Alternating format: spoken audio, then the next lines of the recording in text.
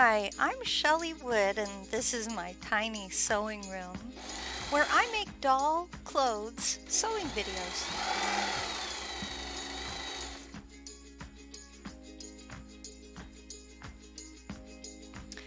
Today I'm going to show you how to make a little strappy sundress that will fit 18-inch dolls like American Girl, Adora Amazing Girls, Journey Girls, and similar sized dolls. Before we begin, please go to shelleywood.com to download 3 free printable PDF sewing patterns. There will be 2 skirt patterns plus a bodice piece with straps. There's a link in the description below this video on YouTube to help you. Now you'll need to tape your skirt patterns together where indicated, and use your patterns to cut out all of these pieces shown, plus there will be 3 additional pieces for a lining for the bodice portion. Mark any notch areas and button locations. I used a fabric pencil for my markings. You might want to wait to do the buttons until later. It's also okay to cut your notches. Fold the strap piece in half like a hot dog, like you see me doing here. Okay, and then you're going to sew along the longest raw edge. Invert the strap. Now I like to use a chopstick to help with inverting, and you'll see that in the video clip that I show next. When I use that chopstick, I give it a twist, and that kind of helps. Press the strap flat. Fold the buttonhole end inside the tube and sew to seal this end. Now I recommend doing this next step at a later stage when the dress is almost finished, but I actually ended up creating my buttonholes early on, and that's what you see me doing here. I have a buttonhole stitch on my sewing machine. If you don't have a buttonhole stitch, look around on the internet. There are tutorials about how to do a buttonhole without a buttonhole stitch.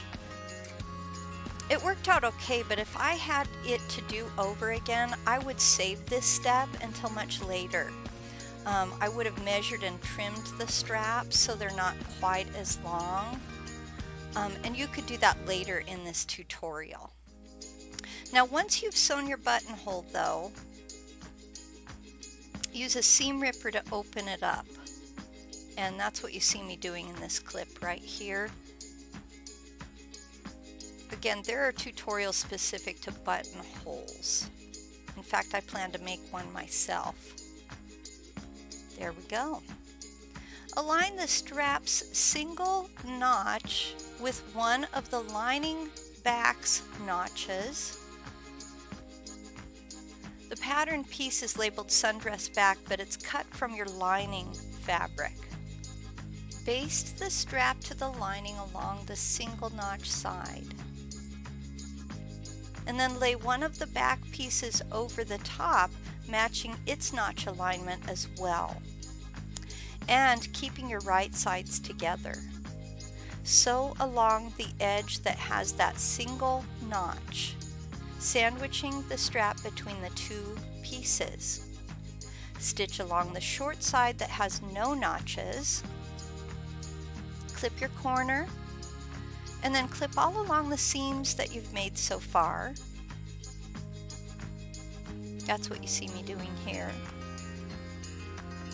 Follow all these directions for both of your back pieces and straps. And then you invert the backs, and then they'll look like this on one side and look like this on the other side.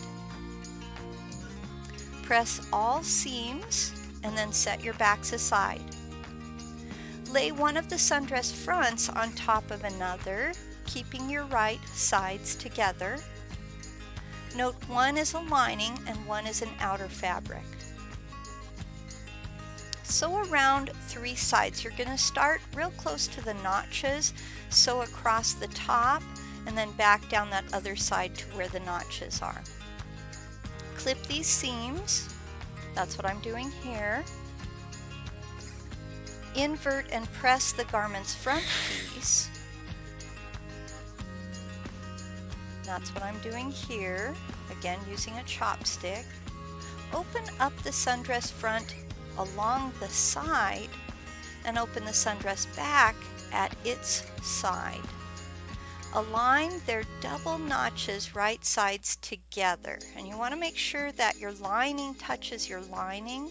So I open up the front, I open up the back, I align the lining with the lining and the front piece, or the outside fabric with the outside fabric.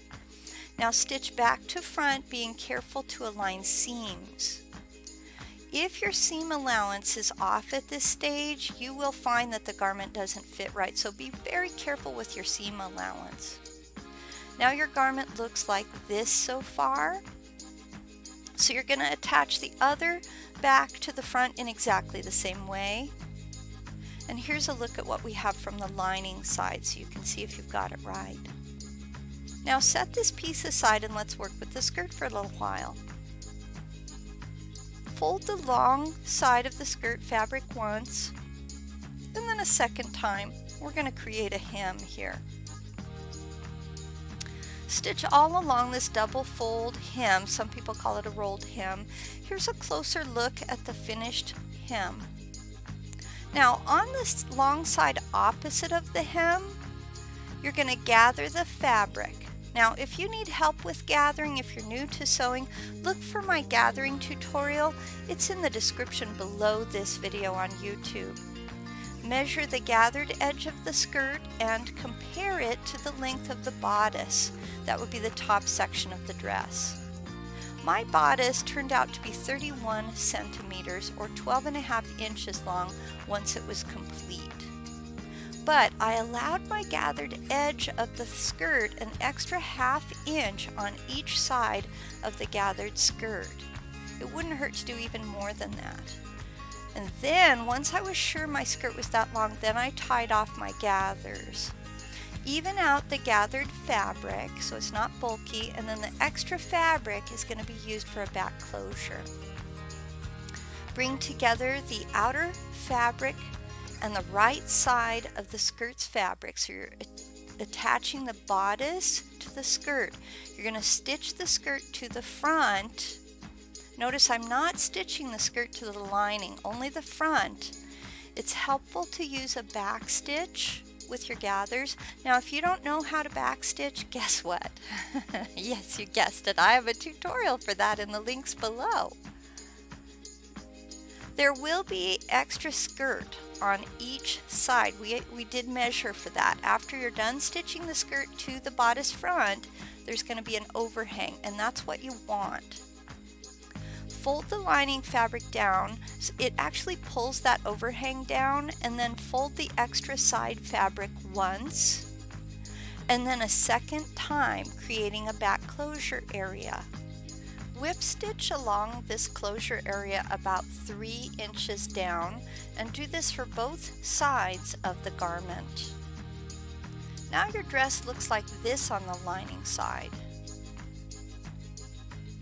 We're going to seal those gathers inside, in between the lining and the front of the bodice. You're going to fold the raw edges of the lining under, inside where the gathers are.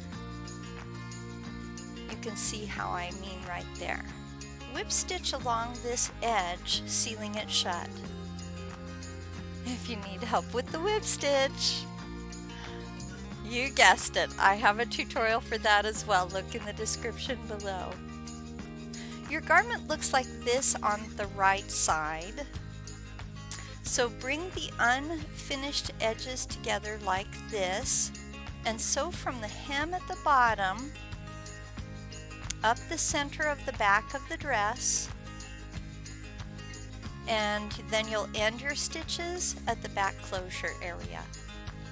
Invert the dress, try it on your doll, and pin it shut in the back just for a temporary adjustment. Now, if you didn't sew your buttonholes yet, this is the moment where I would recommend doing so, because you'll be able to see if they fit right. I used my buttonholes to mark my bodice for button placement. There is a mark on the pattern, but you want to make sure you sew the buttons on and make sure they fit nicely. Now you see my marks? My buttonholes were not perfect. Now you can use a snap or two to close the back, and then you can try it on your doll. For more free printable sewing patterns, for making doll clothes that will fit dolls of many shapes and all different sizes, please remember to visit my website shellywood.com, and I do have patterns for all of these outfits you're seeing right here. Free patterns. Well, that's all I have for you today. Thanks for watching. If you enjoy my videos and my free patterns, please share them on social media. It actually helps my website grow when you help spread the word.